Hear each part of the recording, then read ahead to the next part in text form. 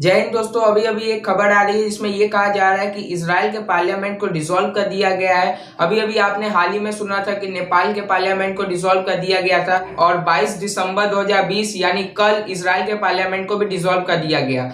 तो दोस्तों आज के इस वीडियो में हम जानेंगे कि इजराइल के पार्लियामेंट को क्यों डिसॉल्व किया गया है और इसमें सब बेंजामिन नेतन्याहू की साजिश क्यों बता रहा है। तो दोस्तों आपको बता दें कि इजराइल के पार्लियामेंट को डिसॉल्व कर दिया गया है 22 दिसंबर 2020 को और ये पार्लियामेंट के डिसॉल्व होने का सबसे बड़ा जो कारण बताया जा रहा है ये बजट को बताया जा रहा है। बजट की वजह से इस पार्लियामेंट को डिसॉल्व किया गया है। दरअसल बात यह है कि 22 दिसंबर तक रूलिंग पार्टी को अपना बजट पेश करना था पार्लियामेंट के सामने 2021 और 2022 का, लेकिन बेंजामिन नेतन्याहू जो इस समय इजराइल के प्रधानमंत्री हैं उन्होंने ये कहा कि हम 2021 का बजट नहीं पेश कर पाएंगे क्योंकि इस समय हमारे देश में पेंडेमिक चल रहा है, इकोनॉमी हमारी पूरी तरह खराब है, तो हमारे पास इतना पैसा नहीं है कि 2021 के बजट को अभी पेश किया जाए, तो हम थोड़ी डिले करेंगे बजट को पेश करने में। और ये डिले की वजह से पार्लियामेंट को डिसॉल्व कर दिया गया क्योंकि आप डिले नहीं कर सकते थे, आपको 22 दिसंबर तक दोनों का बजट पेश करना था।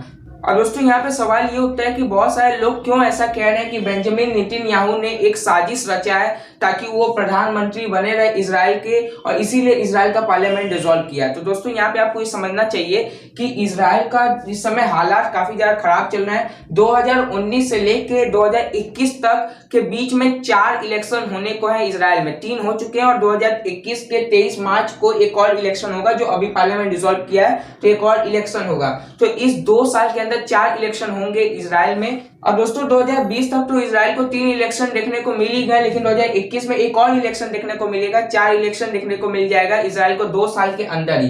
तो इजराइल में इस समय कुछ नहीं सही चल रहा है। 3 इलेक्शन कब हुए थे? 2019 के अप्रैल में एक इलेक्शन हुआ था, सरकार गिरी, अब फिर सितंबर में इलेक्शन हुआ, फिर सरकार गिरी, फिर 2020 के मार्च में इलेक्शन हुआ और फिर सरकार अप्रैल में बनी थी और फिर दिसंबर में आके सरकार गिर गई और वापस से 23 मार्च 2021 को एक और इलेक्शन होगा। अब दोस्तों ये जो अप्रैल में सरकार बनी थी, ये जो सरकार बनी थी ये बेंजामिन नेतन्याहू की सरकार बनी थी और ये प्रधानमंत्री बने थे इजराइल के, लेकिन इनकी जो सरकार थी ये मेजोरिटी प्रूव नहीं कर पाई थी, इसीलिए इन्होंने कोलैब किया था किसके साथ? बेनी गैंट्स के साथ यहाँ पे कोलैब किया था और कोलैबोरेशन की सरकार थी, यानी यहाँ पे गठबंधन किया गया था। और रूल ये था कि 18 महीने तक बेंजामिन नेतन्याहू इजराइल के प्राइम मिनिस्टर रहेंगे और 18 महीने बाद बेनी गैंट्स को प्रधानमंत्री बनाया जाएगा इजराइल का। लेकिन दोस्तों ये जो 18 महीने था ये बेंजामिन नेतन्याहू का पूरा होने वाला था नवंबर 2021 को, और लोग ऐसा कह रहे हैं, इन्होंने ट्वीट भी किया, बेनी गैंट्स ने ट्वीट भी किया कि ये जो साजिश थी बेंजामिन नेतन्याहू की ये थी कि कैसे भी होकर बेनी गैंट्स को प्रधानमंत्री न बनने दिया जाए इजराइल के।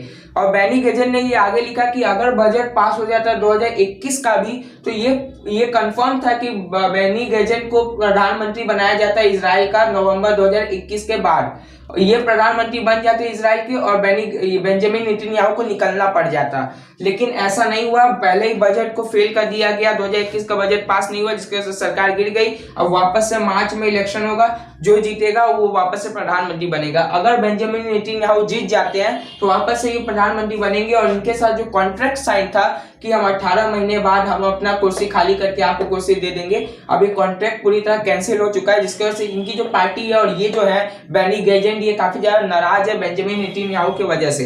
अब दोस्तों यहाँ पे अगर हम बेंजामिन नेतन्याहू की बात माने जो अभी प्रधानमंत्री थे, उनकी भी बात भी कुछ गलत नहीं है कि इस समय पूरी तरह देश में पेंडेमिक चला, पूरी दुनिया में पेंडेमिक चला, कोरोना वायरस के वजह से इकोनॉमिक हालात जो पूरी तरह ठप हो चुकी है, तो अभी हम हाल ही में ही कैसे अपना 2 साल का बजट पेश कर दें, तो यहाँ पे इसी वजह से पेश नहीं कर पाए और इनकी जो पार्लियामेंट है वो डिसॉल्व हो गई है और इनके बीच में जो कॉन्ट्रैक्ट हुआ था इस समय टूट चुका है। अब यहाँ पे देखना ये होगा कि 23 मार्च को जो इलेक्शन होगा 2021 में इजराइल का, उसमें कौन जीतता है इलेक्शन और कौन बनता है वापस से इजराइल का प्रधानमंत्री, तो यहाँ पे वापस से इलेक्शन होगा। अब दोस्तों बेंजामिन नेतन्याहू पूरी तरह कंफर्म है कि उनकी सरकार 2021 में फिर से बनेगी, 23 मार्च को वही जीतेंगे इलेक्शन, क्योंकि बेंजामिन नेतन्याहू के हिसाब से उन्होंने बहुत अच्छा काम किया है। और दोस्तों मेरे हिसाब से भी इजराइल के जो ये प्रधानमंत्री हैं ये काफी ज्यादा अच्छा काम किया है इजराइल के लिए, क्योंकि इन्होंने इजराइल का एक बहुत ही बड़ा नाम किया है। जो इनके दुश्मन थे उससे भी दोस्ती कर लिए हैं, आपको बता दें। और इन्होंने कोरोना वायरस को भी अपने देश में बहुत ज्यादा अच्छे से हैंडल किया है। इसी वजह से 70% ऐसा लग रहा है कि बेंजामिन नेतन्याहू वापस से 2021 में अपनी सरकार बना पाएंगे। और ये दोस्तों ये इलेक्शन है, यहाँ पे कुछ भी हो सकता है कि जनता किसी को भी चुन सकती है। तो अगर बेंजामिन नेतन्याहू को नहीं चुनती है तो फिर हमें कोई और प्रधानमंत्री देखने को मिलेगा, इजराइल का नया प्रधानमंत्री, और हो सकता है बेनी गैजेंट भी प्रधानमंत्री बन जाए। तो अब ये देखना पड़ेगा जनता किसे चूज करती है। लेकिन इस समय यहाँ पे देख के ऐसा लगता है कि बेंजामिन नेतन्याहू के पास ज्यादा ताकत है और वो इस पोजीशन में ज्यादा है कि वो प्रधानमंत्री वापस से बने 23 मार्च 2021 को। अगर बात करें बेंजामिन नेतन्याहू और इंडिया के रिलेशन की, तो ये इन दोनों की रिलेशन भी काफी ज्यादा अच्छी है। नरेंद्र मोदी और बेंजामिन नेतन्याहू की काफी अच्छा दोस्ती भी है। तो इस हिसाब से इंडिया के लिए बेंजामिन नेतन्याहू अच्छे हैं। और ऐसा मैं नहीं बोल रहा कि बेनी गैजेंट खराब होंगे इंडिया के लिए, लेकिन अब ये देखना होगा कि 23 मार्च 2021 में किसकी सरकार बने। तो दोस्तों ये थी पूरी इन्फॉर्मेशन। उम्मीद करते हैं आपको वीडियो पसंद आया होगा। दोस्तों अपना बहुमूल्य समय देने के लिए धन्यवाद। जय हिंद, जय भारत।